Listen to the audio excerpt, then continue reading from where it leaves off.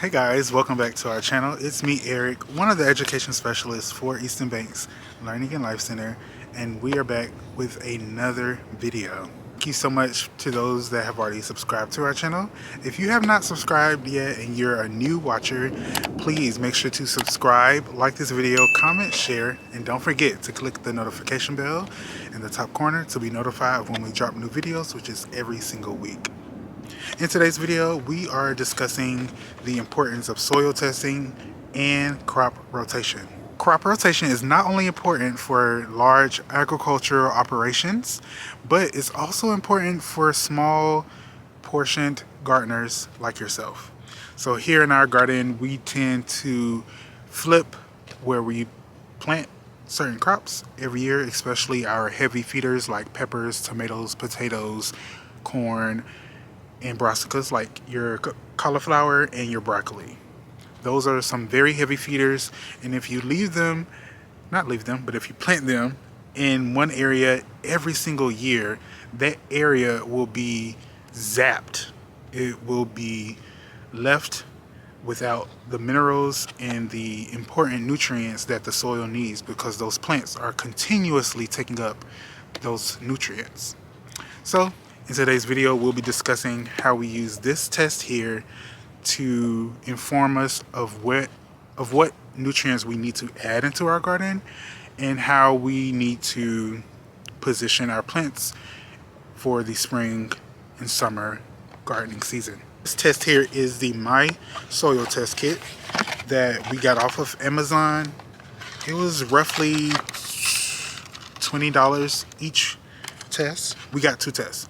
So we tested out our compost that we got delivered from our county, and we tested all of the soil here in the school garden. So what we did, we already sent off our test results, but it came with a little cup for the soil test sample. And then if I can get it out, they provided a little cup here which you would scoop up your soil sample and put it in the cup that you would ship back to the lab. And so with the whole garden soil, we have the students go to different sections of the garden, which is 4 locations. We have the row right behind me that you see there, and the second row, which is on the other side of this greenhouse, and the pollinator garden where we keep all of our flowers and where we have our new strawberry patch, and then the 6 rows where a lot more produce is grown. And so once all the students got a good sample from all of those locations, we mix up the sample really good and made sure to get a good sample in order to get an accurate look at what nutrients we have in our soil here in the garden. For that sample, I'll put it up on the screen, a screenshot. We have good pH. Our pH is optimal. Our calcium, I believe, is a little low. I think. If I'm wrong, it's on the screen for you to view. But something that was across the board, both in the garden soil sample and the compost delivery sample, was that we are very, very low in nitrogen. So we are going to have to fertilize the beds heavily and use a lot of blood meal and worm castings to build up that nitrogen source in the soil, and also plant lots and lots and lots of beans. So this year we plan to grow a lot of long beans, runner beans, a lot of different green bean varieties, soybeans. So we're going to be planting a lot of beans to help build up that nitrogen in the soil. And we also have snap peas growing right now in 2 different locations, because since they are a part of the legume family, they also help with nitrogen fixation. If you don't know what nitrogen fixation is, it's when legumes, and that includes broad beans, green beans, soybeans, snap peas, all of those legumes. These legumes are able to take nitrogen from the soil and from the air and put it in their roots for later usage. And when the beans have fully died back and you've collected your seed to save for the next growing season, you can leave the roots in the soil. They have little nodules, and we mentioned this on this video here where we talked about the life cycle of green beans. We mentioned how the roots of these legumes have little pockets where they store the nitrogen. And once the microorganisms are able to break down the roots, that nitrogen that was stored is now available to all of the organisms, both the microorganisms and the plant life, so that that nitrogen can be used. So we're going to continue to plant a bunch of beans, a bunch of other legumes throughout the spring and summer. And we're going to also need to, if I am correct about being low in calcium, we're going to purchase some more calcium nitrate from either from Lowe's or our local garden center, and use that calcium nitrate to build up the calcium levels in our soil. On the other hand, this is the screenshot of our test results from the compost delivery that we got from our county again. And we had a very high pH for this compost. So what I'm thinking, compost is very thick and it has a lot of large pieces. We can just plant directly into the soil that we have, amend it with the worm castings, the blood meal, bone meal, fertilize it, and then use the compost as an actual mulch. That way it will break down eventually, but it will keep all of the bottom soil that we have out here already moist. Because I've already looked at it, we've already looked at it, and it is thick. And we have beans growing in a small sample of the compost in the greenhouse, and the water just goes straight through and it stays moist for quite a while. So I think that's the route we'll take. The way that we utilize these test results to determine where we plant things and how we plant them is by just understanding that when you're planting out your spring and summer crops, like your cauliflower, like I mentioned earlier, your cauliflower and your other brassicas, and then your summer crops like your tomatoes and peppers and squash and corn, they are very, very heavy feeders, meaning they need a lot of organic material and they need a lot of nitrogen, phosphorus in the soil to help, and potassium to help with root development, to help with leaf development, to help with the production of flowers and the production overall of the seeds.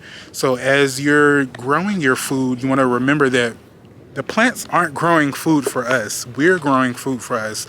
The sole purpose of any plant is to produce a next generation so that their lineage will continue. So anytime you're planting a crop that produces fruit like a squash, they are producing that fruit in order for the seeds to get placed in the soil. Once the fruit decays and the seeds germinate the next growing season, which then passes on the genes from the mother plant and the family continues, right?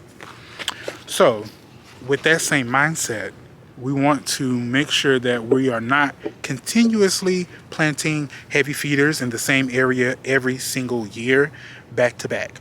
So right behind me here, this row, this past year, we had a mixture of beans, tomatoes, peppers, and squash. So over here, last year, we had peppers. No, where were the peppers? I believe the peppers were here because these thyme plants were stayed here.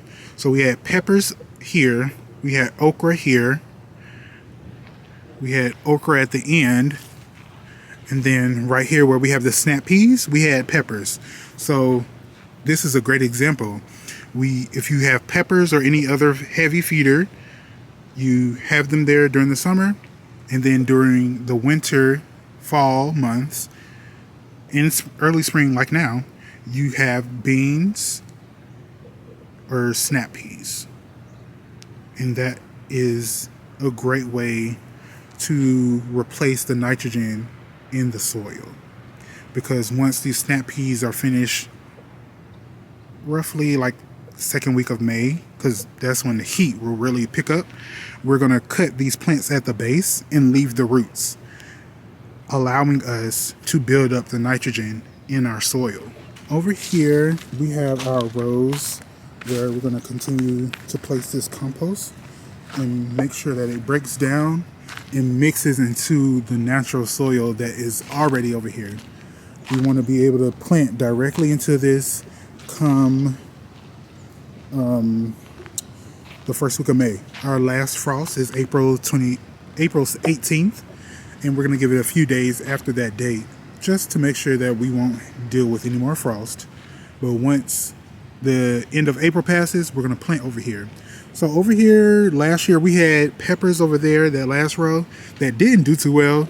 So we're really hoping that by adding a lot more organic material to these rows, we will produce a lot of good food. This row had tomatoes. They did well their first few months, but after a while they, clunked out. Oh, this is a big rock. This row, I don't remember what we had. I know one time last year, I think it was around this time last year, we planted snap peas in this row, but nothing much else. This row had some tomatoes and potatoes last year. More tomatoes last year, and then over there we had a mixture of okra, tomatoes, and tomatillos. For this growing season, this will be our Three Sisters patch.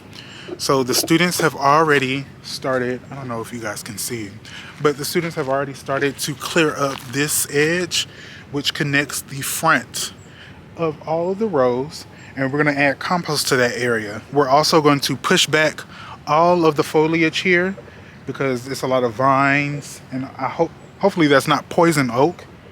I really hope that's not. But we're going to push back a lot of that foliage so it doesn't, impede on the crops that we're going to be growing. So by us adding compost there, we're going to be increasing our green space and what we can grow, and increasing the amount of food that we produce here in the garden. And so back there, that huge row that's going to be there, and we'll show you what it looks like in a future video, but it's going to be so beautiful. We're going to have beans sprawled all across there. These rows are going to be a mixture of corn and squash, the rows that come out from the large row. So this row here, well, the last row there, that'll be corn, and then squash, corn, squash, corn, squash, corn. We're going to make sure that beans are planted in between the crops of squash and corn. To give you a better understanding, like this will be corn, this whole row will be a block of corn growing. And so we'll have like beans planted in between in the middle of this row so that they'll be able to climb. We'll have some climbing beans on the corn. Not only will they be able to produce more food for us and we'll be able to harvest more, we'll also be able to have more nitrogen in the soil.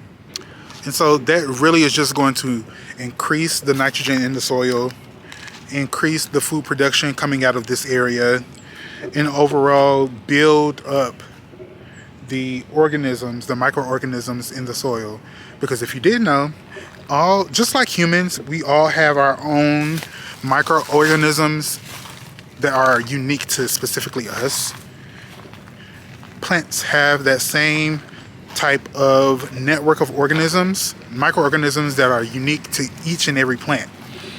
And so that's just building up the biodiversity in our soil, making the soil so much better. All right, you guys, I hope you learned something very cool today about crop rotation, about building up your soil's health, especially when we're discussing microorganisms and biodiversity.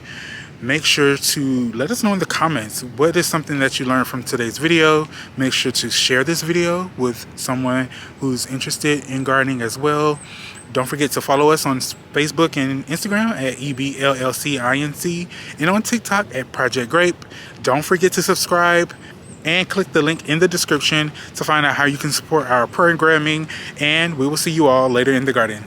Bye.